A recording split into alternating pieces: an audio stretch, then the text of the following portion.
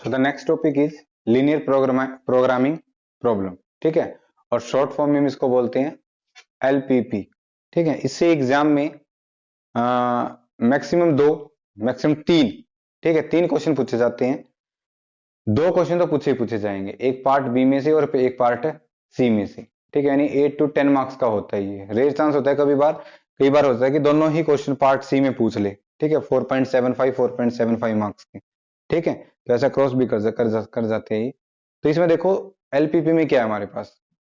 LPP में जो question आएंगे कुछ ऐसे मेथड होंगे जिनको हम एग्जाम में अटेम्प्ट करना बिल्कुल अच्छा नहीं मानती हैं। जैसे सिंप्लेक्स मेथड है, अगर उसका क्वेश्चन आ जाता है तो सिंप्लेक्स मेथड क्वेश्चन में कम से कम आप कितने ही एक्सपर्ट क्यों ना हो, आपको कम से कम 5 मिनट लगेंगे। और सिंप्लेक्स मेथड में या इससे दूसरे जो मेथड है उनमें किसी एलपीपी प्रॉब्लम को सॉल्व करने के लिए चांसेस होते हैं कि मिस्टेक्स हैं वो ज्यादा होंगी, है ना। तो जो सिंप्लेक्स मेथड के होंगे क्वेश्चन वो एग्जाम में आ जाते हैं। तो अब अगर आपके पास टाइम है, किसी अच्छे बच्चे जो तैयारी कर रहे हैं उसके पास इतना टाइम नहीं होता कि वो सिंप्लेक्स मेथड को क्वेश्चन को अटेम्प्ट करे एलपीपी के अंदर। ठीक, समझ रहे हो ना। या फिर जिसकी ज्यादा एक्सपर्टनेस है उसको पता होगा कि शॉर्टकट कैसे किए जाते हैं क्वेश्चन। शॉर्टकट मतलब कि क्वेश्चन पूछा ही शॉर्टकट गया हो। अब जिस क्वेश्चन में टेबल ही 3 से 4 बन रही है उसका तो कोई शॉर्टकट या कोई भी इलाज नहीं है। जब आप 4 टेबल नहीं बनाओगे तो कुछ भी इलाज नहीं है उसका। ठीक है, तो सिंप्लेक्स मेथड का जो क्वेश्चन आ जाए तो मेरी ये राय है कि उसको आप एग्जाम में अटेम्प्ट ना करें, अपने रिस्क पे करें अगर आपको दूसरे क्वेश्चन नहीं आते हैं तो। ठीक है, क्लियर। और इतना आसान क्वेश्चन पूछते नहीं है एग्जाम में कि सिंप्लेक्स मेथड को और आसान से चुटकी से हो जाएगी। नेट का लेवल का एग्जाम है, इतना आसान तो क्वेश्चन पूछेंगे नहीं। ठीक है, तो हम कोशिश करेंगे कि जो अगर सिंप्लेक्स मेथड से कोई क्वेश्चन पूछा गया या फिर उसमें बोल ही दिया सिंप्लेक्स मेथड, तो फिर तो कोई इलाज नहीं है। सिंप्लेक्स मेथड में कौन सा वेरिएबल जाएगा ये रहेगा तो अलग बात है। लेकिन आप कोशिश कीजिए कि आप हमेशा ग्राफिकल मेथड से ही लीनियर प्रोग्रामिंग प्रॉब्लम को क्या कीजिएगा, सॉल्व कीजिएगा। ठीक है, और हो भी जाते हैं मोस्टली। कई बार होता है जैसे एक दो बार पेपर हुआ था तो उसमें दोनों ही क्वेश्चन सिंप्लेक्स मेथड के पूछ लिए। ठीक है, मतलब एक 4 वेरिएबल के पूछ रखे थे, ऐसा कुछ था कि वो होगा किससे सॉल्व, सिंप्लेक्स से। ठीक है, तो सबसे पहले आती है डेफिनेशन कि लीनियर प्रोग्रामिंग प्रॉब्लम होती क्या है। ठीक है, ये हम +2 क्लास में भी पढ़ते हैं ना। Linear programming problem last chapter होता था हमारे +2 क्लास में। क्या होता है लीनियर या एलपीपी, जिसको बार बार लीनियर प्रोग्रामिंग प्रॉब्लम बोलने में दिक्कत आती है, तो इसका हमने शॉर्ट फॉर्म बनाया हुआ है क्या, एलपीपी। ठीक है, तो एलपीपी का मीनिंग क्या होता है, रियल लाइफ में बहुत यूज करते हैं हम इसको। ठीक है, जितने भी हमारे पास प्रॉफिट्स और वगैरह देखे जाते हैं वो इससे ही होते हैं, लीनियर प्रोग्रामिंग। देखो, जब हम जाते हैं तो कुछ भी अगर आपको स्टार्टअप करना है या फिर कुछ भी आपको चीजें खरीदनी है ना, तो हम क्या करते हैं, मतलब कोई भी चीज हम सबसे पहले ये देखते हैं। जैसे हम कोई भी मोबाइल लेने जाए या फोन लेने जाए तो फोन तो 1 लाख का भी आता है, फोन तो 5,000 का भी आता है।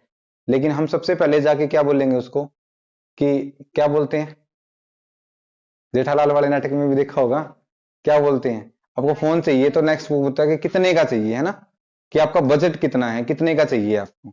तो अब वो आपसे बजट पूछेगा, फिर उस बजट में भी बहुत सारे फोन होते हैं हमारे पास, है ना। जैसे हमने बोल दिया कि हमें एक फोन चाहिए 50,000 का। ठीक है, और 50,000 में एक फोन तो है नहीं, हमारे पास 50,000 में भी बहुत सारे फोन होंगे। फिर वो आपसे पूछेगा कि आपको फोन किस पर्पज के लिए चाहिए, आपको क्या क्या जरूरत है फोन की, है ना। तो आपको फोन की जरूरतें बताएगा, उसके हिसाब से 50,000 का फोन आपको जो फिट बैठेगा वो आप लोगे, है ना। क्लियर है। तो आपको 50,000 से लेस चाहिए, इसको बोलते हैं कि अब किसी वैल्यू को आपको ऑप्टिमाइज कर रहा हो। ठीक है, कि हम एक तो बोल दे कि देखो ये भी दो तरीके होते हैं, कि जैसे हम बोलते हैं कि भाई कितना बजट है, एक तो हम ये बोल दें कि मैक्सिमम से मैक्सिमम मैं 50,000 का ले सकता हूँ, एक तो ये तरीका होगा बोलने का। एक किसी के पास अच्छे पैसे है तो कुछ ऐसे ही बोलते हैं ना कि होना चाहिए फोन 50,000 से, है ना। तो ये तरीके भी तो होते हैं बोलने के कि 50,000 से कम का ना हो फोन, है ना। तो दुकान में हमारे ये रिलेटिव बोलते हैं कि जाके कि इतना का तो होना चाहिए चीज, है ना। उससे रेट से भी डिपेंड, अब कोई चीज रेट से कैसे पता लगती है। अब एक 50,000 का भी फोन है और एक 5,000 का भी फोन है ना, दोनों ही फोन है, लेकिन क्या डिफरेंस है दोनों के अंदर, सारी चीजों का डिफरेंस होगा, है ना। कि 50,000 वाला फोन है वो अच्छा होगा, उसके अंदर ज्यादा फीचर्स होंगे। तो इनको बोलते हैं सब्जेक्ट टू द कंस्ट्रेंट्स या कंडीशंस, की ये चीज होगी, ये हो। ओके, एक तो ये चीज होगी। दूसरा, जैसे हम कोई भी स्टार्टअप करना चाह रहे हैं, तो हम ये देखेंगे कि हमारे पास कितना प्रॉफिट होगा, कितनी चीजें हमें लगानी पड़ेगी आगे से, है ना। यही तो सब कुछ करते हैं हम, कि हमारे पास एक स्टार्टअप करना है तो इस टाइप के स्टाफ कितने होंगे, इस टाइप का हमें इन्वेस्टमेंट कितना करना पड़ेगा, फिर ये, और फिर हम ये देखते हैं कि अगर ऐसा ऐसा कुछ होगा तो हमारे पास इतना प्रॉफिट होगा या इतना लॉस होगा। तो हम देखो दो चीजें निकालते हैं, दोनों चीजों को मिला के हम ऑप्टिमाइज्ड बोल देते हैं ना। लेकिन हम करते क्या है कि ऑप्टिमाइज मतलब या तो इसकी मैक्सिमम वैल्यू निकालनी, जिसको मैक्सिमाइज बोल देंगे, या फिर मिनिमाइज बोल देंगे। ठीक है, क्लियर है। एक तो ये तरीका होता है। एक ये भी तो प्रॉब्लम होती है कि देखो सेम चीज है, मान लो तुम्हें कुछ टाइप के, मान लो तुम्हें टी शर्ट वो बनवानी है, टी शर्ट बनवानी है बहुत सी ज्यादा, 100 टी शर्ट बनवानी है। एक कंपनी है जो एक टी शर्ट 50 रुपीज की बना देती है, ठीक है। दूसरी कंपनी है वो इस सेम टी शर्ट को 200, ठीक है, एक सेम टी शर्ट को 100 रुपए में बना रही है तीसरी कंपनी, है ना। सच दैट फिर दूसरा भी आप देखोगे कि एक टी शर्ट है वो इतने की बन रही है, फिर टोटल कितने की बनेगी, फिर कॉस्ट कितने की जाएगी, तो हम कौन सी फैक्ट्री से बनवाएं, है ना। ये भी तो क्वेश्चन होते हैं। ये टी शर्ट तो सेम तीनों ही कंपनी बना रही है, लेकिन हर एक की कंपनी की टी शर्ट की कॉस्ट क्या है, अलग अलग है ना। तो हम ये देखना चाह रहे हैं कि किस कंपनी से हम क्या बनाएं, टी शर्ट बनवाएं। या टी शर्ट एक मैंने बना दिया, इससे एक से ज्यादा भी हो सकते हैं कि टी शर्ट शूज कुछ भी हो सकता है। तो इस टाइप की प्रॉब्लम को हम करने के लिए, सॉल्व करने के लिए हम क्या पढ़ते हैं, लीनियर प्रोग्रामिंग प्रॉब्लम। ठीक है। अब देखो इसमें लीनियर वर्ड क्यों आया है, क्योंकि जो हम इसमें इक्वेशन बनाएंगे जितनी भी हमारे पास, वो सारी क्या होंगी, लीनियर होंगी। यानी हम कुछ भी, जैसे हमने टी शर्ट एज्यूम करी, अब टी शर्ट का रेट एज्यूम करा, तो टी शर्ट का रेट एज्यूम कर, तो वो मतलब एक्स बोल दिया मैंने, ठीक है। दूसरी कोई शूज मैंने बोला, उसका रेट एज्यूम कर, वो हमने वाई बोल दिया। फिर तीसरा एंड अप टू सोन, इस तरीके से हम बोलते चले जाएंगे, जिनको हम वेरिएबल बोलेंगे, ओके, जिनकी हम वैल्यू फाइंड आउट करेंगे कि इतनी हो, इतनी हो, इतनी हो। ठीक है, क्लियर। अब मैंने बोल दिया कि ये है, ये है। अब तुम्हारे पास, अब देखो कैसे डिसाइड होगा कि हम कौन सी कंपनी से टी शर्ट बनवाएं, है ना। हमें टी शर्ट चाहिए ज्यादा, ओके, और पैसे हमारे पास कुछ बाउंडेशन तो होगी। पैसे बाउंडेशन मान लो 20,000 है, तो यही तो प्रॉब्लम होगी सोल्व करने की, हम किससे बनवाएं कि टी शर्ट क्या हो, ज्यादा हो और 20,000 तक ज्यादा बन जाए, है ना। ये तो प्रॉब्लम तो विजिबल है कि ऑफकोर्स आप किससे बना लो, जिससे जिसमें कम पैसे लग रहे हो, वहां से टी शर्ट ज्यादा होगी। ठीक है, क्लियर। नेक्स्ट, इन्हीं चीजों को दो कर दें हम, कि आपको शूज ज्यादा चाहिए, टी शर्ट कम चाहिए, टी शर्ट ज्यादा चाहिए, शूज कम चाहिए, तो उसके अकॉर्डिंग आप देखो फैक्ट्री कैसे क्या चूज करोगे। ओके, तो इस टाइप की प्रॉब्लम को हम लीनियर प्रोग्रामिंग प्रॉब्लम बोलते हैं। लीनियर वर्ड इसलिए आता है क्योंकि हम इसमें सारी लीनियर इक्वेशन पढ़ेंगे। ठीक है, तो अब देखो इसको एक जनरल जनरल फॉर्म क्या होती है किसी एलपीपी की। ठीक है, general form of LPP, general form of linear programming problem. तो सबसे पहले जिसको हम ऑप्टिमाइज कर रहे हैं, मतलब जिसकी वैल्यू हम आइदर मैक्सिमाइज और मिनिमाइज कर रहे हैं, उसको हम हमेशा किससे डिनोट करेंगे, स्मॉल जेड से या फिर कैपिटल जेड से। तो यो हमने जेड से लिख दिया, ठीक है, जेड से लिख दिया। अब इसमें हमने लिख दिया C1 इंटू एक्स1, ये वैल्यू हम बाद में बताएंगे कि क्या है, C1 into x one plus C2 into x two and up to so on Cn into x n. इसको हम इक्वेशन नंबर 1 बोलते हैं। ठीक है, क्लियर। यहां से क्या आती है, यहां से कॉस्ट आती है, वैसे हम बोले तो कॉस्ट या प्रॉफिट आता है कि कितनी लगेगी, कितना प्रॉफिट होगा, तो उसको हमने क्या बोल दिया, जेड।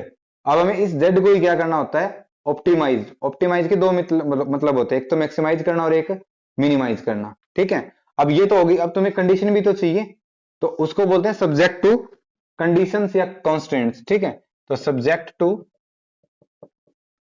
कंडीशंस,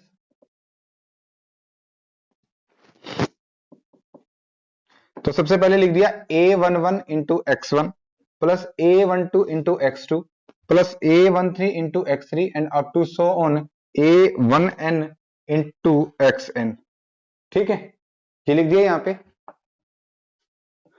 अब देखो जो जो ये z है, ये किस किस पे डिपेंड करता है, ये z इस x1 पे भी डिपेंड करता है, इस x2 पे भी डिपेंड करता है, इस x3 पे भी डिपेंड करता है and up to so on xn। मतलब हमारे पास टोटल कितने वेरिएबल है, n वेरिएबल है। ठीक है, अब ये चीज है, अब तीनों ही चीज पूछ सकता है कि इनका जो कॉम्बिनेशन है, जो कॉम्बिनेशन हम लेके चले, वो या तो क्या हो, लेस देन और इक्वल हो, या फिर हमारे पास ये चीज ग्रेटर देन और इक्वल हो, या फिर एग्जैक्ट इक्वल हो किससे, B1 से। समझ गए? इन तीनों में से कुछ भी हो सकता है कंडीशन, कि ये जो चीज है, ये जो कॉम्बिनेशन आएगा, कुछ भी वैल्यू आएगी, या तो क्या हो, लेस देन और इक्वल टू, ठीक है, या फिर ग्रेटर देन और इक्वल टू, या फिर इक्वल टू, ठीक है, strictly equal to B1। Okay, पहली इक्वेशन हो गई। इसी तरीके से सेकंड बना लीजिए, जैसे मैट्रिक्स पे बनाते हैं। यहाँ पे कितना आ जाएगा, A12 into x1 plus A13 A2, है ना, A21। यहाँ पे क्या आएगा, A22 into x2 and up to so on A2n into xn। Similarly यहाँ पे भी ऐसे लेस देन, ग्रेटर देन और इक्वल टू B2। ये तो हमारे पास सेकंड कंडीशन हो गई, या सेकंड इनइक्वालिटी हो गई, है ना। इक्वालिटी भी हो सकती है ये, अगर पहला और ये दूसरा ये साइन आएगा तो इसको क्या बोलेंगे, इनइक्वालिटी, ठीक है, जिसका हमें एग्जैक्टली नहीं पता। और अगर सिर्फ ये है तो उसको क्या बोलते हैं हम, इक्वालिटी बोलते हैं, ठीक है।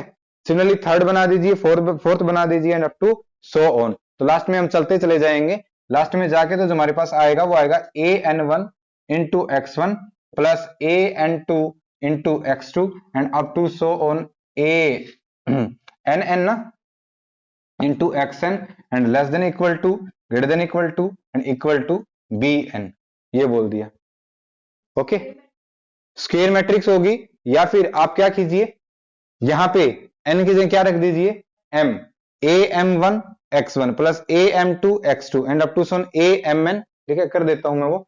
मान लो यहाँ पे क्या कर दिया मैंने, am1 am2 and up to so on amn, such that यहाँ पे क्या आ जाएगा, फिर वो bm आ जाएगा। कितनी रो हो जाएंगी फिर, ये कितनी इक्वेशन हो जाएंगी, m इक्वेशन हो जाएगी, ठीक है, क्लियर। ये m कंडीशन होगी, और एक और या एक से ज्यादा इनको कंडीशन बोलते हैं, जिसको हम नॉन नेगेटिव रिस्ट्रिक्शन बोलते हैं, कि जो चीजें हमारे पास वो ज्यादा से ज्यादा क्या हो सकती है, जीरो, ठीक है, नेगेटिव में नहीं हो सकती, ठीक है, जिसको हम नॉन नेगेटिव रिस्ट्रिक्शन बोलते हैं। इनकी value x1 x2 x3 and up to so on xn, ठीक है, लास्ट में लिखते हैं हम इनको, ये लिखेंगे हमारे पास x1 x2 x3 and up to so on xn is greater than और equal to 0 and this condition is called non negative restriction. कि जो x1 x2 and up to so on xn जो आप वेरिएबल लेके चले हो, इनकी वैल्यू ज्यादा ज्यादा क्या हो सकती है, जीरो हो सकती है। ओके, तो अभी मैंने बताया था कि जो z है इसकी वैल्यू क्या करेंगे, ऑप्टिमाइज करेंगे। तो ऑप्टिमाइज करेंगे तो देखो x1 x2 x3 ये तो आएंगे यहां से, लेकिन जो C1 C2 C3 ये भी क्या होंगे, कुछ कांस्टेंट होंगे, और दैट्स वाई जो C1 C2 C3 and up to so on Cn, इन सभी को हमने नाम दे दिया क्या, कॉस्ट वेक्टर, ठीक है। कॉस्ट डिपेंड करती है ना, z या प्रॉफिट लॉस कुछ भी है कॉस्ट, तो दैट्स वाई C1 C2 और Cn are called cost vector, ठीक है। And these x1 x2 and up to so on xn, इनका नाम क्या होता है, डिसीजन वेरिएबल, है ना। यही तो कि कितनी टी शर्ट लेनी है, कितना कुछ करना है, तो वो हमारे पास डिसाइड करेगा किससे, x1 से x2 से x3 में कुछ पार्टिकुलर वैल्यू होगी, एक से ज्यादा भी हो सकती है, ठीक है। कई बार हम बोलते हैं ना कि देखो, हम रियल लाइफ में बोलते हैं कि ये करें या वो करें, तो कई बार हम बोलते हैं कि उससे करोगे तब भी उतना ही होगा, उससे करोगे तब भी उतना ही होगा, तो एक से ज्यादा करोगे तो मैक्सिमम या प्रॉफिट सेम भी तो हो सकता है ना। कई बार हम दो दुकानों पे जाते हैं, दोनों का सेम प्राइस मिलता है ना, तो आप किसी से भी ले लीजिए, आपको तो सेम ही प्राइस है, तो आप उससे ले लीजिए, तब भी आप उसको उतना ही, तब भी उतना ही आपको तो सेम ही पैसे देने पड़ेंगे, तो एक से ज्यादा भी हो सकते हैं। That's why these x1 x2 and up to so on x1 x2 and up to so on are called decision variable. और एक और नाम होता है इनका डिसीजन वेरिएबल का, वो क्या होता है, स्पेक्ट्रल वेरिएबल, ठीक है, स्पेक्ट्रल स्ट्रक्चर, चलो छोड़ दीजिए उसको, डिसीजन वेरिएबल। एंड जो ये B1 B2 B3 and up to so on, ये तो हमें चाहिए ना, रिक्वायरमेंट, नहीं समझ आया, ये चीजें मैंने लिख दिया less than equal to greater than, ये तो हम बताएंगे ना कि पहले देखो, ये x1 है, मान लो ये किसी टी शर्ट का कॉस्ट है, ये x2 है, ये शूज का कॉस्ट है, एंड अप टू से करते चले जाएंगे, तो हम बताएंगे कि हमारे पास वही तो कि हमारा बजट कितना है, तो वही तो है। तो ये कितना लिख दिया, मान लो मैंने 100 लिख दिया, इसको 200 लिख दिया, इसको 500 लिख दिया, and up to so on. तो that's why B1, B2, B3 and up to so on BN, ठीक है, BM are called required variable. ठीक है, वेरिएबल तो नहीं, कांस्टेंट ही होंगे ये, लेकिन रिक्वायर्ड वेरिएबल इनको बोल देते हैं। तो ये B1, B2 and up to so on BN are called required variable. ठीक है, इनकी वैल्यू तुम्हें गिवन होगी। ठीक है, तो ये अभी तक मैंने सिर्फ प्रॉब्लम बताई है आपको कि प्रॉब्लम क्या होती है।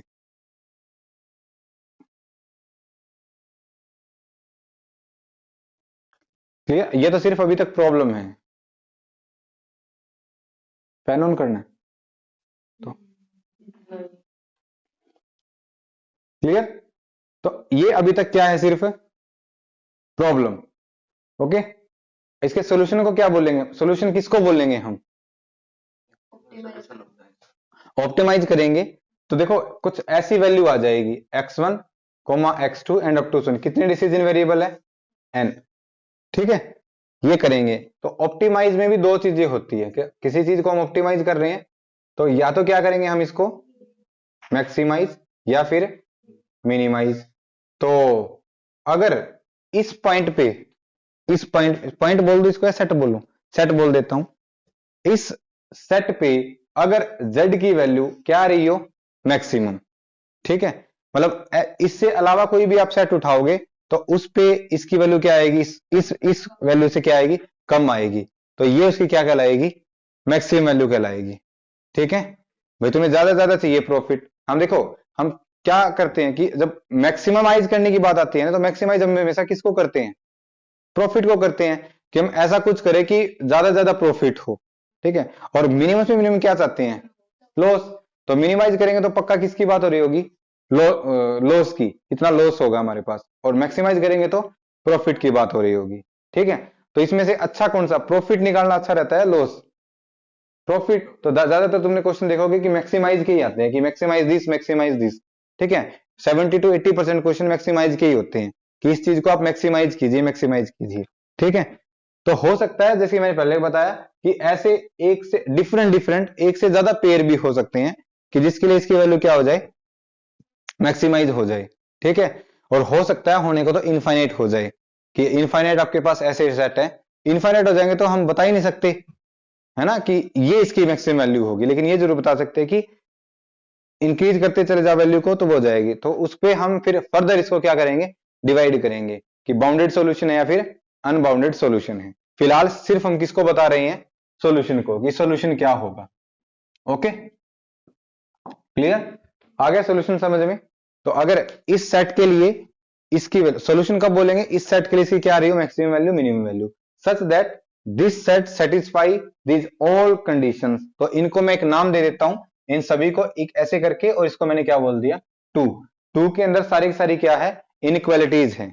ओके, और जिसको इक्वेशन नंबर 1 बोला है उसको हम ऑप्टिमाइज कर रहे हैं। तो इक्वेशन नंबर 2 के अंदर सारी की सारी इनइक्वालिटीज है। ठीक है, तो ए set of the decision variable x1, x2, x3 and up to so on xn that satisfy these all the condition या inequalities, ठीक है, of 2 बोल दे, उसको हमने 2 बोला है, such that this value is either maximize or minimize, then that set is called solution of this given linear programming problem, LPP। ठीक है, तो ये इसका क्या कहलाता है, उसका सॉल्यूशन कहलाता है। ओके, अब इस सॉल्यूशन को हम निकालेंगे। तो अब यहाँ पे सॉल्यूशन भी दो टाइप के होते हैं। ठीक है, तुमने पढ़ा होगा पहले, ये कब पढ़ा तुमने, ओआर में पढ़ा है, ओआर में पढ़ा होगा। तो इसमें हमारे पास टू टाइप के सॉल्यूशन होते हैं, एक तो हम बोलते हैं फिजिबल सॉल्यूशन और एक बोलते हैं ऑप्टिमल सॉल्यूशन। ठीक है, एक तो बोलते हैं फिजिबल सॉल्यूशन और एक होता है ऑप्टिमल सॉल्यूशन। फिजिबल सॉल्यूशन कौन सा होता है, बताओ, नहीं पता, देखता, याद नहीं है, नाम सुना है। एक तो फिजिबल सॉल्यूशन, एक ऑप्टिमल सॉल्यूशन। देखो क्या, देखो हमने क्या लिखा है, ऑप्टिमाइज। और ऑप्टिमाइज कहते हैं कि इसका जिक्र होगा जेड का, ऑप्टिमाइज कहते हैं जेड का जिक्र होगा। ठीक है, फिजिबल, फिजिबल सॉल्यूशन नाम से पता चला फिजिबल।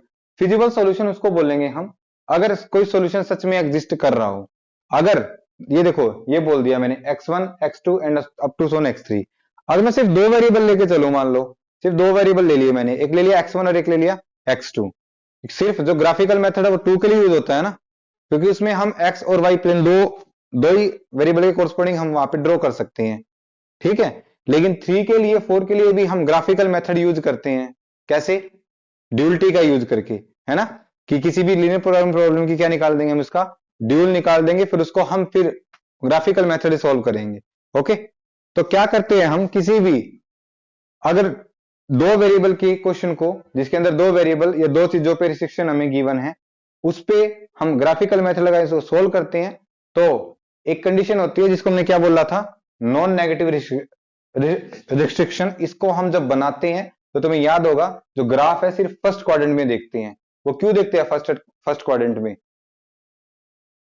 सेकंड क्वाड्रेंट में देखेंगे तो एक्स और वाई, है ना, सेकंड क्वाड्रेंट में एक्स क्या हो जाता है, नेगेटिव, थर्ड क्वाड्रेंट में दोनों नेगेटिव, और फोर्थ क्वाड्रेंट में वाई नेगेटिव। लेकिन हमें तो सारे के सारे क्या चाहिए, नॉन नेगेटिव चाहिए, और नॉन नेगेटिव सारे के सारे किस क्वाड्रेंट में होते हैं, फर्स्ट क्वाड्रेंट में, as well as boundary on the first quadrant, है ना। ये इक्वल टू जीरो भी तो है, तो जीरो भी तो हो सकते हैं। तो हम जितने भी क्वेश्चन करेंगे उसके अंदर ग्राफिकल मेथड में सिर्फ एक तो ये लाइन आपको दिख रही है ना, एक ये लाइन आपको दिख रही है, और एक ये फर्स्ट क्वाड्रेंट आपको दिख रहा है, तो इसके अंदर हम ड्रॉ करेंगे, इसके अंदर जो जो रीजन आएगा, दैट रीजन, उसके अंदर जो फिजिबल सॉल्यूशन होगा उसको हम क्या, उसको सॉल्यूशन होगा उसको हम क्या बोलेंगे, उसका फिजिबल सॉल्यूशन बोलेंगे, ठीक है, क्लियर। जब फिजिबल सॉल्यूशन की बात आती है, देखो फिजिबल सॉल्यूशन और ऑप्टिमल सॉल्यूशन, हम रियल लाइफ से करेक्ट करो, हम किसी का जैसे प्रोजेक्ट सुनते हैं तो वो बता के हमसे ये पूछता है क्या ऐसा हो सकता है क्या, नहीं समझा, ऐसा तो नहीं कुछ भी बोल देगा और वो हो जाएगा, नहीं ना, वो पहले आप अपना कुछ बताएगा और फिर ये पूछेगा कि ऐसा हो सकता है क्या, है ना। तो सिर्फ जो फिजिबल सॉल्यूशन है वो ये बताता है कि जो आप प्रॉब्लम हमको बता रहे हो वो एक्चुअली में उसका सॉल्यूशन एग्जिस्ट कर भी सकता है या नहीं, या एग्जिस्ट करेगा या नहीं करेगा, समझ में आया। तो अगर उसका सॉल्यूशन एग्जिस्ट करेगा तो दैट्स इट, दैट्स प्रॉब्लम, उसका सॉल्यूशन, उसको क्या बोलेंगे, उसका फिजिबल सॉल्यूशन बोलेंगे, ठीक है, क्लियर। और अब समझ गए होगे, जब मैंने फिजिबल सॉल्यूशन की अगर डेफिनेशन बता दी तो ऑप्टिमल की अपने आप आ जाएगी। बताओ ऑप्टिमल सॉल्यूशन की क्या होगी फिर, देखो सॉल्यूशन आया, फिजिबल सॉल्यूशन आया, तो फिजिबल सॉल्यूशन से ही तो क्या आएगा, ऑप्टिमल सॉल्यूशन। अब ऑप्टिमल सॉल्यूशन किसको बोलेंगे हम, उस फिजिबल फिजिबल सॉल्यूशन में से हम एक ऐसे सेट उठाएंगे जिसके लिए उसकी वैल्यू हाईएस्ट, मैक्सिमम और मिनिमम होगी, तो जो हाईएस्ट और मिनिमम वैल्यू होगी, देन दैट सॉल्यूशन, उन फिजिबल सॉल्यूशन को हम क्या बोलेंगे, उसका ऑप्टिमल सॉल्यूशन बोलेंगे। क्या दोनों सॉल्यूशन क्लियर है? क्योंकि पूरे नेक्स्ट लेक्चर में हम इन्हीं की बात करेंगे, हम ऑप्टिमल सॉल्यूशन और फिजिबल सॉल्यूशन, समझ आ गया। तो आप लिख भी लीजिए इनको एक बार वर्डिंग में, पहले फिजिबल सॉल्यूशन लिख लीजिए और फिर ऑप्टिमल सॉल्यूशन लिख दीजिए। Feasible solution, those solution which satisfies the condition of feasibility, condition of feasibility, ठीक है, that is non negative restriction, those solution which satisfy the condition of feasibility. भाई ये चीजें देखो, ये चीजें है ना, ये सारी सारी चीजें पॉसिबल है या नहीं है, तो उसको हम इसका क्या बोलेंगे, फिजिबल सॉल्यूशन बोलेंगे। नेक्स्ट है ऑप्टिमल सॉल्यूशन। ऑप्टिमल सॉल्यूशन होता है, बताओ ऑप्टिमल सॉल्यूशन किससे आएगा, फिजिबल सॉल्यूशन से।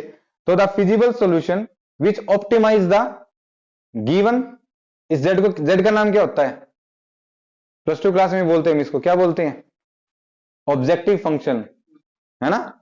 तो that physical solution which optimize the given objective function is called optimal solution, ठीक है। तो this is the definition of optimal solution, that feasible solution which optimize the given optimize function, bracket में Z लिख लीजिए उसको, ठीक है, objective function होता है ये जेड, ठीक है, ऑब्जेक्टिव फंक्शन,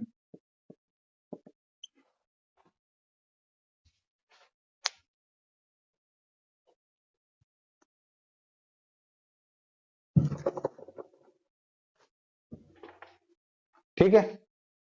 कर दो अब इसको। नेक्स्ट है मेथड। सबसे पहले कौन सा मेथड यूज करेंगे? ग्राफिकल मेथड, जो सबसे आसान और सबसे बेटर होता है।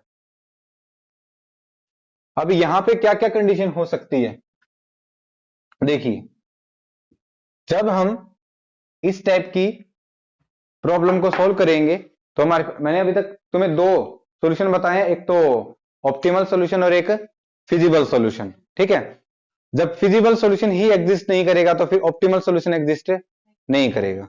ठीक है, और दूसरा, अगर किसी प्रॉब्लम का ऑप्टिमल सॉल्यूशन एग्जिस्ट कर रहा है तो फिर फिजिबल सॉल्यूशन भी एग्जिस्ट कर रहा है। ठीक है, तुमने देखा भी होगा कि जो फिजिबल सॉल्यूशन है वो एग्जिस्ट करता है, लेकिन उसके भी दो तरीके होते हैं, एक तो फिजिबल सॉल्यूशन बाउंडेड भी होता है और एक अनबाउंडेड भी होता है। ठीक है, क्लियर? तो जो भी हम क्वेश्चन करेंगे उसके अंदर फर्स्ट क्वाड्रेंट के अंदर जितना भी कॉमन एरियाज या कॉमन रीजन आएगा उसको हम शेडेड कर लेंगे एक बार। ठीक है, क्लियर?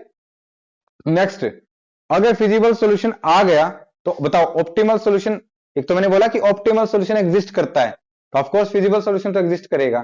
क्या फिजिबल सॉल्यूशन एग्जिस्ट करता है? क्या ऑप्टिमल सॉल्यूशन का एग्जिस्ट करना जरूरी है?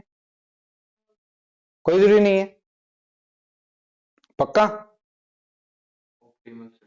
अगर फिजिबल सॉल्यूशन एग्जिस्ट करता है तो क्या ऑप्टिमल सॉल्यूशन का एग्जिस्ट करना जरूरी है क्या? मतलब क्या फिर वो फिजिबल सॉल्यूशन से ऑब्जेक्टिव फंक्शन ऑप्टिमाइज हो जाएगा? ऐसा ऑलवेज होता है क्या? तुमने प्लस टू क्लास में पढ़े ऐसे क्वेश्चन? यस, जो अनबाउंडेड हो जाएगा, अनबाउंडेड हो जाएगा तो अनबाउंडेड में हमें किसी चीज की मैक्सिमम वैल्यू चाहिए, तो आप इंक्रीज करते रहो, अनबाउंडेड हमें पता ही नहीं। तो अगर फिजिबल सॉल्यूशन एग्जिस्ट करता है तो ऑप्टिमल सॉल्यूशन एग्जिस्ट कर भी सकता है और नहीं भी कर सकता है। ठीक है, ओके। ऑप्टिमाइजेशन में भी दो चीजें हैं, अगर अनबाउंडेड है और वो आपसे मिनिमम वैल्यू पूछ रहा है वो तो हो जाएगी अनबाउंडेड से, लेकिन मैक्सिमम वैल्यू पूछ रहा है वो थोड़े पॉसिबल होगी, वो भी नहीं होगी, है ना? और हो ऐसे भी सकता है कि आपसे वो मैक्सिमम वैल्यू पूछ रहा हो और वो जो सीडेड एरिया आया है जिसको हम फिजिबल सॉल्यूशन बोलते हैं वो अनबाउंडेड हो और उसका ऑप्टिमल सॉल्यूशन भी क्या कर रहा हो, एग्जिस्ट, वो फिर मैक्सिमम भी हो सकता है और मिनिमम भी, ऐसे भी क्वेश्चन होंगे। ठीक है, क्लियर? तो जो सबसे पहला मेथड जो हम डिस्कस कर रहे हैं, होगी कितनी होगी?